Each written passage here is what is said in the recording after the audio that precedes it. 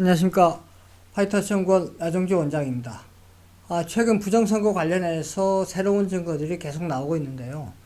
여러 가지 국민들의 의혹이 점점 커지고 있습니다.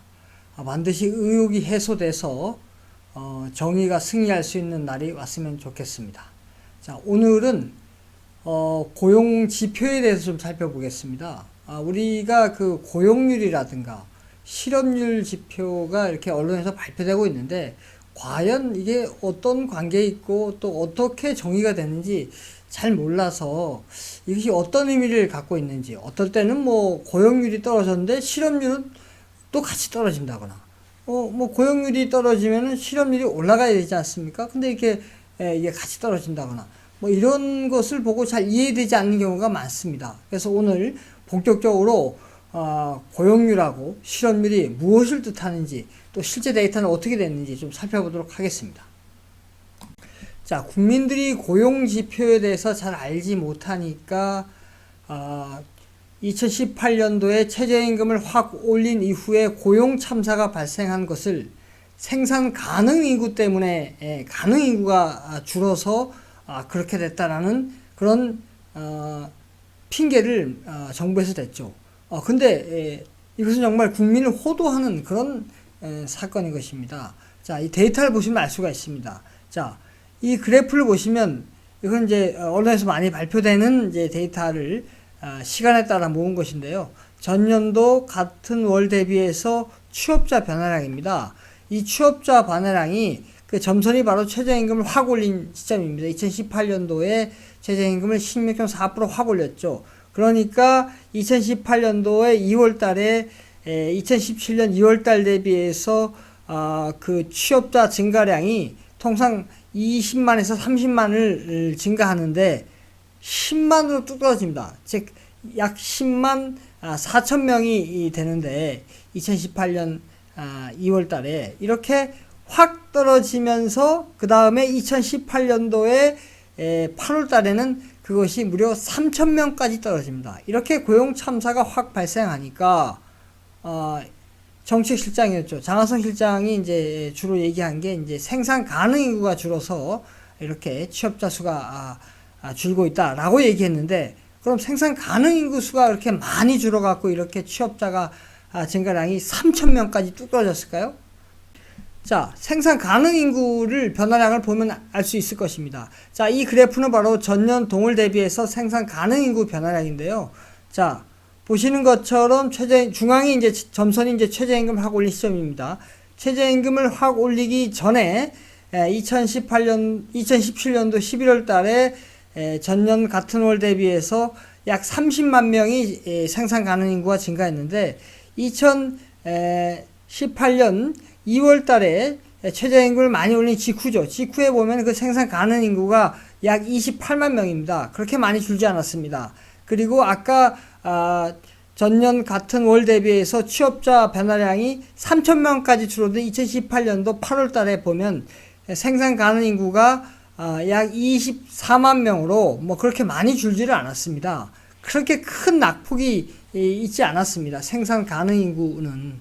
그러니까 생산 가능 인구는 좀 줄긴 줄었지만 그다지 많이 안 주는 상황에서 저렇게 고용 참사가 발생한 것은 바로 최저임금을 확 올렸기 때문에, 아니 그 기업들은 인건비를 감당 못하니까 사람을 잘랐겠죠. 그래서 고용 참사가 발생한 것인데 국민들을 호도한 거죠. 국민들이 생산 가능 인구라는 걸 잘 모르고 또 전년 동월 대비 취업자 수라는 걸 잘 모르니까 거기에 대해서 이렇게 생산 가능 인구 때문에 그렇다라고 이렇게 얘기를 했는데, 따라서 우리가 이 고용 지표가 도대체 어떠한 것인지 또 어떤 관계가 있는지 정확히 알 필요가 있습니다. 그래서 오늘 하나하나 좀 살펴보도록 하겠습니다. 자, 이 그래프는 전년 동월 대비해서 취업자 수 변화량입니다. 올해 2020년에 대한 것입니다. 2020년 1월, 2월, 3월, 4월에 대한 전년 같은 월 대비해서 그 변화량인데, 보시면 2020년 올 1월 달에는 보면은 그 증가량이 약 57만 명이었습니다. 2월 달에는 약 49만 명. 그런데 이제 코로나로 인해서 이 3월 달부터 그 증가량이 마이너스로 들어갑니다. 그래서 약 3월 달에는 마이너스 20만 명이 되고 4월 달에는 무려 약 48만 명이 감소합니다. 이게 코로나 때문에 그런 거죠. 이렇게 취업자가 코로나 때문에 크게 감소했죠. 취업가 증가량이. 이런 것을 머릿속에 둔 상황에서 저렇게 코로나 때문에 취업자 수가 확 줄어드니까 당연히 고용률도 확 줄겠죠. 그래서 고용률을 보면 이제 이 고용률은 이제 전년 같은 월 대비해서 고용률인데 그 고용률의 변화량입니다. 그게 퍼센테이지입니다. 몇 퍼센트 고용률이 변했냐 보면은 2020년 1월 달에는 1.4% 증가했고 2월 달에는 1% 증가했는데 이제 코로나로 인해서 아까 취업자 수가 줄어드니까 3월 달에는 마이너스 1.5%까지 떨어지고 4월 달에는 마이너스 2.3%까지 떨어지겠죠. 당연히 취업자 수가 코로나로 인해서 줄어드니까 고용률도 줄어들겠죠. 자, 이렇게 고용률이 줄게 되면은 어떻게 되겠습니까? 실업률은 올라가지 않겠습니까? 그럼 실업률이 올라간지 한번 보겠습니다. 자, 이 그래프는 전년 동월 대비해서 실업률 변화율을 보여줍니다. 자, 1월 달에는 마이너스 8.9%고 2월 달에는 마이너스 12.8%였다가 3월 달에 이제 코로나가 이제 많이 본격적으로 시작됐죠. 코로나 때문에 이제 실업률이 이제 그 감소폭이 좀 올라갔는데 마이너스 2.3%입니다. 그런데 이제 그러면 이제 4월 달에는 이제 코로나가 이제 더 영향력이 있었으니까 더 올라가야 되겠죠. 근데 오히려 더 이 증가폭이 감소했습니다. 마이너스 4.5% 떨어졌습니다. 자, 좀 이상하지 않습니까? 고용률은 떨어지면 바로 실업률도 어떻게 돼요? 실업률이 올라가야죠. 반대로 고용률이 떨어지니까 실업이 더 올라가야 되는데 실업률이 더 4월 달에 3월 달에 비해서 떨어졌습니다. 좀 이상한 것을 알 수가 있습니다. 자, 그럼 다음을 또 계속 보면서 그게 왜 그런지 좀 알아보도록 하겠습니다. 자, 보다 이제 확실하게 좀 알 수 있는 건 이제 청년에 관한 그 고용 지표를 보면은 이 사항을 보다 더 확인할 수 있습니다. 자, 이 그래프는 전년 같은 월 대비해서 청년, 여기서 이제 15세에서 29세, 그거를 이제 청년이라고 그러는데 청년 취업자 변화량입니다. 자, 그래서 전년도 같은 월 대비해서 얼만큼 청년 취업자가 변화했는지 그 그래프를 나타내 줍니다. 자, 보시면 이 1월 달에는 6만 5천 명으로 증가했고 2월 달에는 마이너스로 돌아서 마이너스 이제 4만 9천 명이 됐고 3월 달에는 이제 코로나 영향으로 해서 이제 약 23만 명으로 뚝 떨어지고 4월 달에는 이제 약 25만 명까지 청년 취업자가 뚝 떨어집니다. 코로나로 인해서. 자, 이렇게 취업자가 떨어지면 이제 고용률이 어떻게 되겠습니까? 네, 고용률 또한 떨어지겠죠. 그래서 이 청년 고용률을 보시면 1월 달에는 2.7% 증가했는데 2월 달에는 이제 0% 증가하지 않았고 3월 달에는 이제 떨어져서 마이너스 4.5%, 4월 달에는 마이너스 4.7%까지 떨어졌습니다. 즉 아까 청년 취업자 수가 떨어지니까 청년 고용률도 떨어졌습니다. 자, 이렇게 청년 고용률이 떨어지면 이제 청년 실업률이 올라가겠죠. 자, 올라간지 보겠습니다. 자, 이 그래프는 전년 동월 대비해서 청년 실업률 변화율입니다.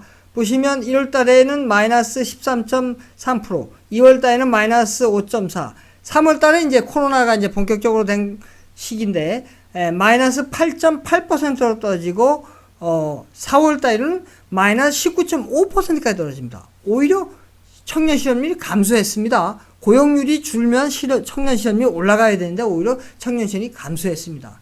도대체 고용률하고 실업률이 어떤 관계에 있길래 이런 현상을 보일까요? 자, 다음에 살펴보도록 하겠습니다. 자, 이와 같이 고용률이 떨어졌는데 실업률이 올라가지 않고 실업률도 떨어진 이유는 바로 그 실업자의 상당수가 이제 경제활동을 포기한 거죠. 경제활동을 아예 포기하고 비경제활동 인구로 전환됐기 때문에 그렇습니다. 그래서 그 비경제활동 인구 수가 많이 늘어났기 때문에 그런 것입니다. 자, 한번 보겠습니다. 자, 이 그래프는 전년 같은 월 대비해서 비경제활동 인구 변화율입니다. 보시면 쭉 증가하는 것을 알 수 있습니다. 코로나 영향이 많았던 3월 달에는 3.1% 증가했고 4월 달에는 5.1%까지 쭉 증가하는 것을 알 수가 있습니다. 바로 실업자에 있던 사람들이 경제 활동을 하지 않고 완전히 포기하고 비경제 활동 인구로 전환했기 때문에 바로 실업률이 떨어지게 됐던 것입니다. 자, 청년의 경우에도 청년 비경제 활동 인구를 변화를 보면은 똑같습니다. 쭉 증가하고 있습니다. 3월 달에는 3.6%, 4월 달에는 4.9%까지 증가했습니다. 이 경우에도 바로 청년 실업률이 떨어졌던 이유는 바로 청년 실업자가 경제활동을 포기하고 비경제활동 인구로 전환했기 때문에 그런 현상이 발생했던 것입니다. 자, 이와 같은 이제 현상들을 종합해서 고용지표를 한번 정의해 보겠습니다. 자, 고용률은 취업자를 생산 가능 인구로 나눈 겁니다. 실업률은 실업자를 경제활동 인구로 나눈 겁니다. 자, 그럼 생산 가능 인구는 뭘까요? 생산 가능 인구는 바로 경제활동 인구 플러스 비경제활동 인구를 합친 겁니다. 그래서 15세 이상 인구를 말합니다. 자, 그럼 경제활동 인구는 어떻게 될까요? 경제활동 인구는 취업자 플러스 실업자로 구성됩니다. 자, 요거 약간 좀 헷갈리고 좀 어려울 수 있는데, 자, 보다 쉽게 한마디로 딱 정리하면 다음 같습니다. 자, 다시 말씀드리면 고용률은 취업자 플러스 실업자 플러스 비경제 활동 인구로 나눠준 것입니다. 자, 실업률은 실업자를 취업자 플러스 실업자로 나눠준 것입니다. 자, 고용률의 경우 코로나19로 취업자가 주니까 분자가 줄죠.